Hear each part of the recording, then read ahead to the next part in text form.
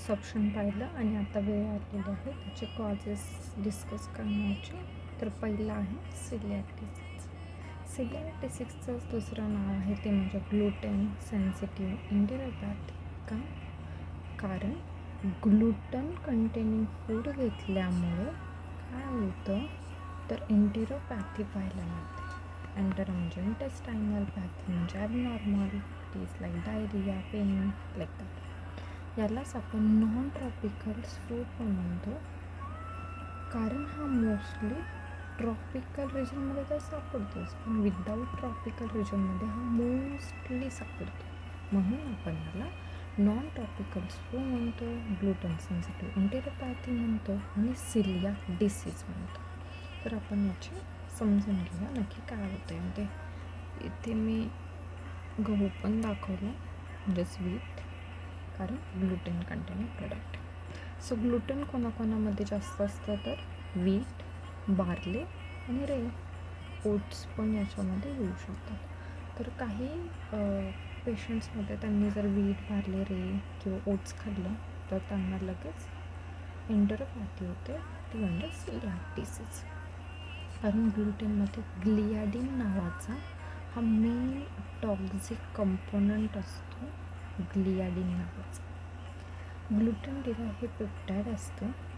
Gliadin peptide काय करतं, एकतर याच्यामुळे काय होतं की जे पण काय आपले कार्बोहायड्रेट्स आहेत ते खूप पार्शलीच डायजेस्ट होतात आणि पार्शली डायजेस्ट झाले की परत ग्लियाडिन पेप्टाईड काय करतो, रेजिस्ट करतो degradation of the digestive enzymes. त्याच्यामुळे पुढचं डायजेशन होतच नाही.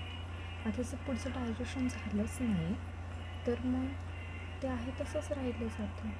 पण ह्याच वेळी काय होतं, जो ग्लियाडिन आहे टॉक्झिन कंपोनंट, तो काय करतो तर इपिथेलियलला क्रॉस करतो आणि इपिथेलियल आपली कशी बनते ना, डॅमेज, लिकी इंटेस्टायनल इपिथेलियम.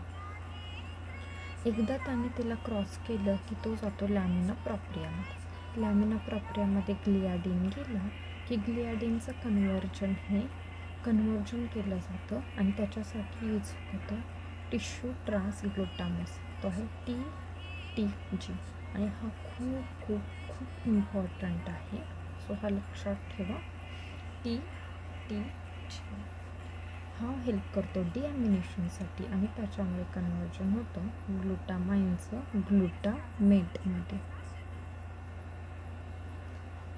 आणि याच्यामुळे काय होतं तर पेप्टाईड्सचा निगेटिव्ह चार्ज असतो आणि तो वाढतो आणि त्याच्यामुळे HLA मॉलिक्युल्स हे अट्रॅक्ट केले जातात. आता काय होणार आहे, HLA DQ28 हे काय असतं, एक आपण लक्षात घेऊया की ही एक प्रकारची ताट आहे आणि या थाळीमध्ये ही थाळी आहे HLA DQ2 आणि HLA DQ8 ची. त्या थाळीला येऊन बाइंड होणारे इथे ग्लियाडिन आणि या थाळीच्या खाली आहे APC.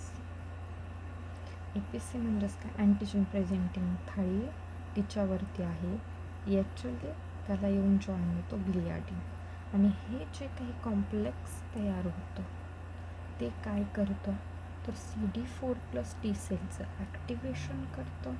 ते ॲक्टिवेशन झाल्यामुळे काय होणार आहे तर सायटोकाइन्स रिलीज केले जातात आणि हे आहे T हेल्पर 1 सेल. आणि एकदा सायटोकाइन्स रिलीज झाले की आपल्याला दिसतं इंटेस्टाईनला विलस ॲट्रॉपी झाली, क्रिप्ट हायपरप्लेजिया झालेला आहे, इन्फ्लामेशन झालेलं आहे. आणि हे सगळं झाल्यामुळे इन्फ्लामेशन, विलस ॲट्रॉपी, क्रिप्ट हायपरप्लेजिया आणि याच्यामुळे मग आपल्याला एंटेरिक सिम्टम्स दिसायला लागतात. त्यातलं मोस्ट कॉमन आहे ते म्हणजे माल ॲब्सॉर्प्शन. तर काय होते, आपण हे सगळं टोटली पाहिलेलं आहे की जर T सेल ॲक्टिवेशन झालं तर काय होणार, ऑटो अँटीबॉडी प्रोडक्शन होणार म्हणजेच अँटी-TG, TTG, EMA, anti-TGA is most specific आणि म्युकसल इंजुरी होणार आणि मालअब्सॉर्प्शन दिसणार. सो हे सगळं या सिलियाक डिसीजमध्ये चालतं. मेन रिझन आहे ग्लुटेन डाएट, त्याच्यामध्ये असतं ग्लियाटिन, टॉक्झिन, लॅमिना प्रक्रियामध्ये डिॲमिनेटरचं काम करतात. TTG that is tissue transglutaminase main present करतं HLA DQ2 आणि 8, ज्याच्यामध्ये HLA DQ2 आणि 8 नाही आहे ना, तर तो चांगला आहे, कारण त्याच्यामध्ये ग्लुटेन जरी त्याने खाल्लं तरी पण प्रेझेंट करायला ताटच नाही आहे तिथे. सो ती थाळीच नाही आहे, तर ते प्रेझेंटच केलं जाणार नाही आहे, पण त्यांना काहीच प्रॉब्लेम असतो ज्याच्यामध्ये ते नाही आहे. आता आपण हे सगळं पाहिलं की ठीक आहे, इंटेस्टाईनला ॲट्रॉपी होती आहे किंवा हायपरप्लेझिया होतो विलसचा, लिकी होती इंटेस्टाईन, तर त्याच्यामुळे नक्की काय सिम्पटम्स पाहायला मिळतात आपण हे पाहू. तर पहिलं आपण पाहणार GI सिम्पटम्स. तर हे आहे की क्रोनिक डायरिया तर असणारच आहे, फॅटी स्टूल असू शकते, ॲबडॉमिनल डिस्टेन्शन, ब्लॉटिंग असू शकतं, फ्लॅटन्स असू शकतं, वेट लॉस होऊ शकतो, फेल्युअर टू थ्राईव्ह होऊ शकतं, हे सगळं होऊ शकतं. पण एक्स्ट्रा इंटेस्टाईनल सिम्पटम्स कोणते पाहायला मिळतील, तर ॲब्सॉर्प्शन होत नाही आहे, त्याच्यामुळे आयर्न डिफिशियन्सी, ॲब्सॉर्प्शन होत नाही त्याच्यामुळे विटॅमिन D आणि कॅल्शियमची डिफिशियन्सी, आणि त्याच्यामुळे मोस्ट कॉमन आहे फ्रॅक्चर. हे खूप इम्पॉर्टंट आहे फ्रॅक्चर. त्याच्यानंतर आहे pathognomonic rash that is dermatitis, herpetiformis, itchy vesicles असतात एल्बो आणि नीजवर, तस अल्सर असणारे, न्यूरोफॅटी आणि अटॅक्सी असणारे, कॅल्शियम नाही आहे, B12 नाही आहे म्हणून, आणि फटिक असणारे.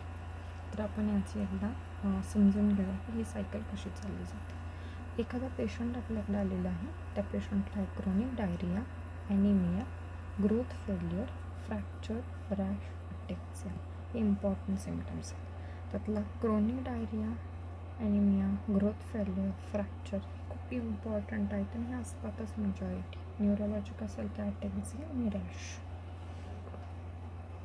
जर अशा टाईपचा पेशंट आला, फ्रॅक्चर आहे, डायरिया आहे आणि ॲनिमिया आहे, आणि तुम्ही पाहता की त्याला ग्रोथ पण होत नाही त्याची, प्लस मग त्याच्याकडे त्यामुळे रॅश पण दिसला आणि ते वेसिकल्स होते आणि अटॅक्सिया पण, तर तुम्ही लगेच काय करणार, तर IgA anti-TTG आणि टोटल IgA ऑर्डर करणार. जर IgA सफिशियंट आणि TTG पॉझिटिव्ह आला तर काय करणार, लगेच आपल्याला काय करणार, हे काहीतरी प्रॉब्लेम आहे upper GI duodenal biopsy.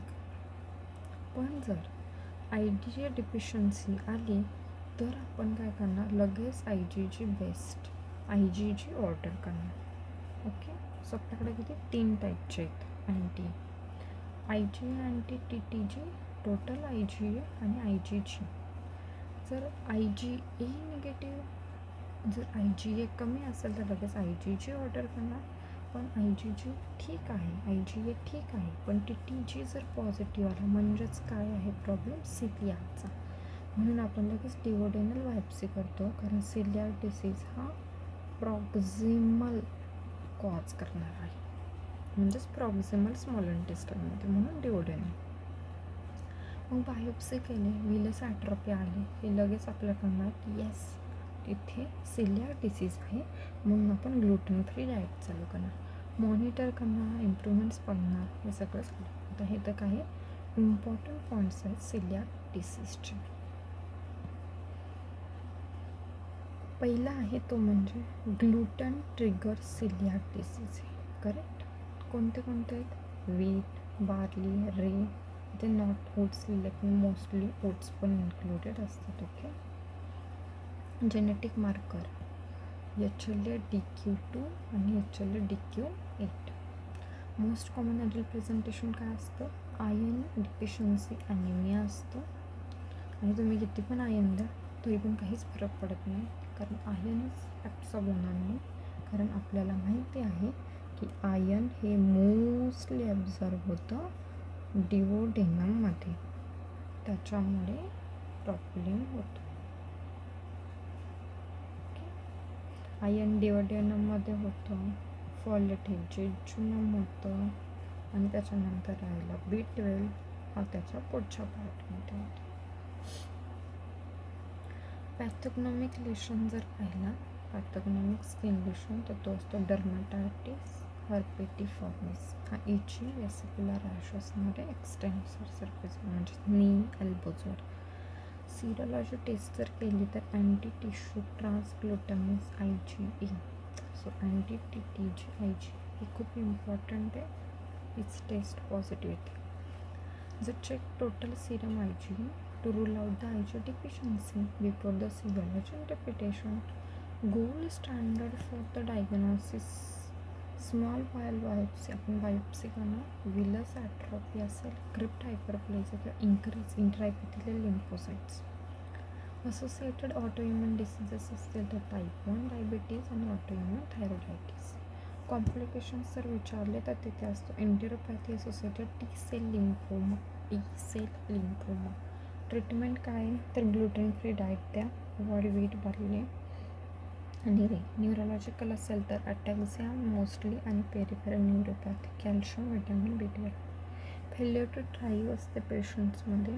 Osteoporosis हे खूप इम्पॉर्टंट आहे, फ्रॅक्चर्स वगैरे पाहायला मिळतात.